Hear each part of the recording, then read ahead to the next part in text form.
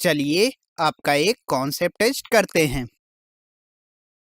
इस क्वेश्चन में आपको ये दो कंपाउंड्स गिवन हैं और आपको यह बताना है कि इन कंपाउंड्स में कितने कायरल कार्बन्स प्रेजेंट हैं। तो वीडियो को यहाँ पर पॉज करिए और 2 मिनट का समय लेकर इस प्रॉब्लम को सॉल्व करिए। आई होप आपने इस प्रॉब्लम को सॉल्व कर लिया होगा। तो चलिए देखते हैं कि इसका सॉल्यूशन क्या होता है। तो अगर हम कंपाउंड ए में इस कार्बन को देखें तो इस कार्बन पर चारों ग्रुप्स अलग अलग हैं, जिसमें एक इथाइल ग्रुप है, दूसरा मिथाइल ग्रुप है, तीसरा हाइड्रोजन एटम है और चौथा कार्बन एटम्स के राइट साइड वाला पूरा ग्रुप। तो यह कार्बन एक तरह से कायरल हो जाएगा क्योंकि इसके चारों ग्रुप्स अलग अलग हैं। वहीं अगर हम क्लोरीन वाले कार्बन को देखें तो इस कार्बन पे भी चारों ग्रुप्स अलग अलग हैं, तो यह कार्बन भी कायरल कार्बन होगा। इन दोनों कार्बन के अलावा इस कंपाउंड में और कोई भी ऐसा कार्बन प्रेजेंट नहीं है जिसके चारों ग्रुप्स या फिर एटम्स डिफरेंट हो। तो इस कंपाउंड में टोटल 2 कायरल कार्बन्स प्रेजेंट हैं।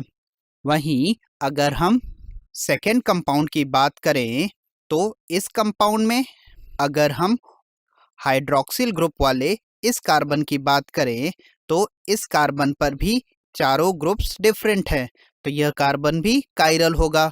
उसी तरह से सेकेंड हाइड्रोक्सिल ग्रुप वाला कार्बन भी कायरल होगा। और इसके अलावा कंपाउंड में कोई भी ऐसा कार्बन नहीं है जो कायरल हो, तो इस कंपाउंड में भी टोटल 2 कायरल कार्बन्स होंगे। आई होप आप इस प्रॉब्लम को समझ गए होंगे। चलिए हमने इस टॉपिक में जो भी पढ़ा है उसको समराइज कर लेते हैं। इस टॉपिक में हमने आइसोमर्स के बारे में पढ़ा।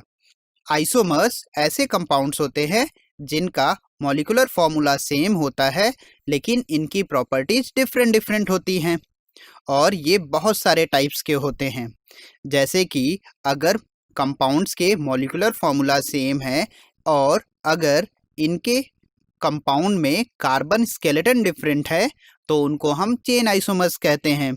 वहीं कंपाउंड्स का कार्बन स्केलेटन सेम है लेकिन सब्स्टिट्यूएंट की पोजीशंस डिफरेंट हैं तो उनको हम पोजीशन आइसोमर्स कहते हैं।